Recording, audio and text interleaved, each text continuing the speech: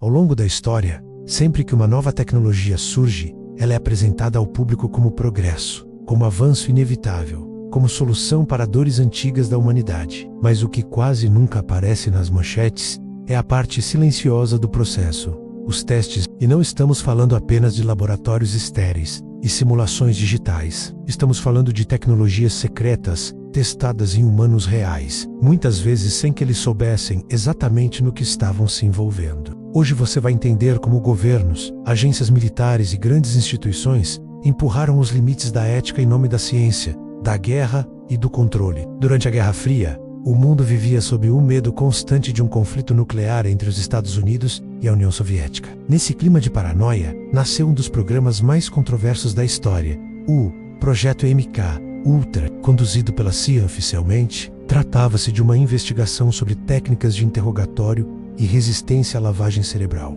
Na prática, envolveu experimentos com drogas psicoativas, principalmente LSD, aplicadas em soldados, prisioneiros e até cidadãos comuns, sem consentimento informado. Pessoas foram drogadas em bares, hospitais e universidades, sem saber que estavam participando de um experimento secreto. Algumas desenvolveram transtornos psicológicos permanentes. Outras jamais souberam que foram cobaias. Mas não foi apenas a manipulação mental que entrou na mira das agências secretas. Houve também testes envolvendo radiação. Entre as décadas de 1940 e 1960, em meio ao desenvolvimento acelerado de armas nucleares, pesquisadores ligados ao governo dos Estados Unidos conduziram estudos para entender os efeitos da exposição radioativa no corpo humano. Pacientes hospitalares receberam injeções de substâncias radioativas sob o pretexto de tratamento médico. Em alguns casos, mulheres grávidas foram expostas à radiação para observar impactos nos fetos. Documentos revelados décadas depois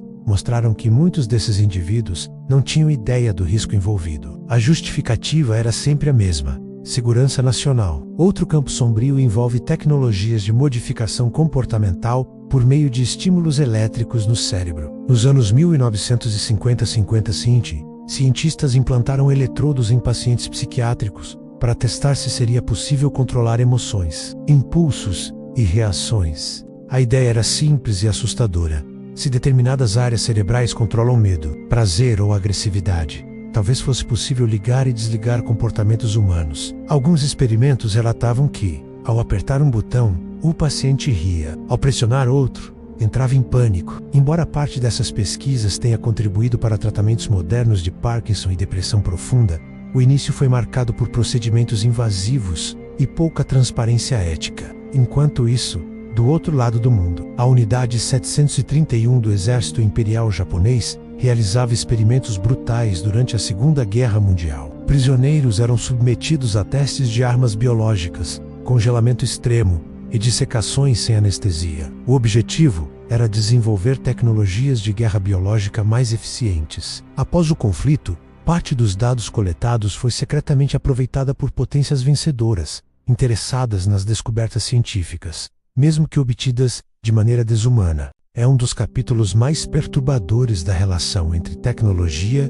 e experimentação humana. Avançando algumas décadas, entramos na era da vigilância digital. Hoje, quando falamos em testes tecnológicos em humanos, não pensamos apenas em laboratórios físicos, pensamos em algoritmos. Plataformas digitais realizam experimentos comportamentais diariamente, alterando cores, notificações, recomendações e fluxos de informação para observar como milhões de pessoas reagem. Em 2014, veio à tona que o Facebook realizou um experimento manipulando o feed de notícias de centenas de milhares de usuários para medir como conteúdos positivos ou negativos afetavam o humor das pessoas. Nenhum aviso prévio foi dado. O estudo mostrou que emoções podem ser contagiosas digitalmente. A pergunta que ficou foi: até que ponto somos cobaias invisíveis de sistemas que estudam nosso comportamento em tempo real? E não para por aí. Tecnologias de reconhecimento facial foram testadas em ambientes públicos sem consentimento explícito. Câmeras instaladas em aeroportos, estações e ruas passaram a coletar dados biométricos para treinar algoritmos de identificação. Em muitos casos,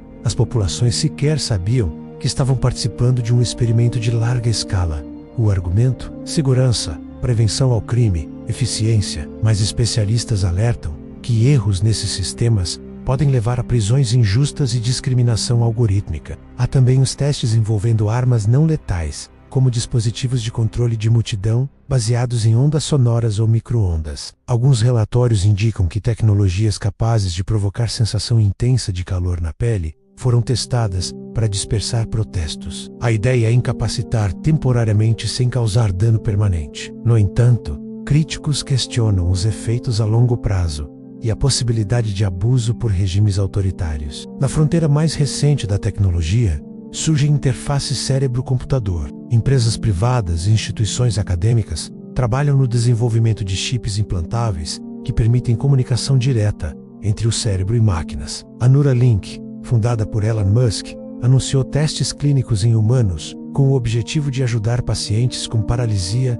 a recuperar movimentos. A proposta é revolucionária, mas também levanta questões profundas. Quem controla os dados neurais? O que impede que no futuro essa tecnologia seja usada para monitorar pensamentos ou influenciar decisões? O padrão que se repete ao longo da história é claro. Em momentos de medo, seja guerra, terrorismo ou crise sanitária, menos a sociedade tende a aceitar testes mais ousados em nome da sobrevivência coletiva. Durante pandemias, por exemplo, tratamentos experimentais são aplicados em regimes emergenciais. Embora muitos salvem vidas, a pressa pode reduzir etapas tradicionais de avaliação ética. É importante reconhecer que nem toda experimentação tecnológica é maléfica. Grande parte dos avanços médicos que hoje salvam milhões de vidas só foi possível graças a testes clínicos involuntários. A diferença crucial está no consentimento informado, na transparência e na supervisão independente. O problema surge quando o segredo se torna regra,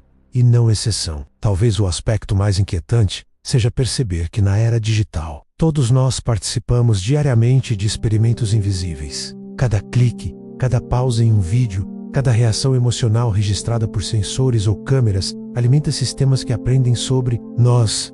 A linha entre usuário e cobaia torna-se cada vez mais tênue. As tecnologias secretas testadas em humanos não pertencem apenas ao passado sombrio da Guerra Fria ou aos horrores da Segunda Guerra Mundial.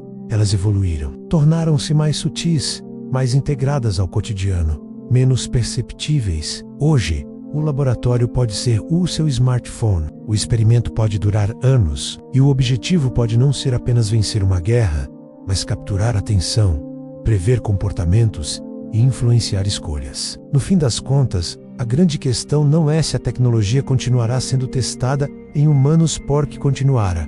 A pergunta real é: quem define os limites? Quem fiscaliza? Quem garante que o progresso não ultrapasse a dignidade humana? A história mostra que sempre que a inovação corre mais rápido que a ética, as consequências aparecem tarde demais. E talvez seja justamente por isso que essas histórias permanecem parcialmente escondidas. Porque reconhecer que já fomos, e talvez ainda sejamos, parte de experimentos silenciosos é desconfortável, mas é também o primeiro passo para exigir mais transparência, mais responsabilidade e mais humanidade no desenvolvimento das próximas tecnologias que prometem mudar o mundo.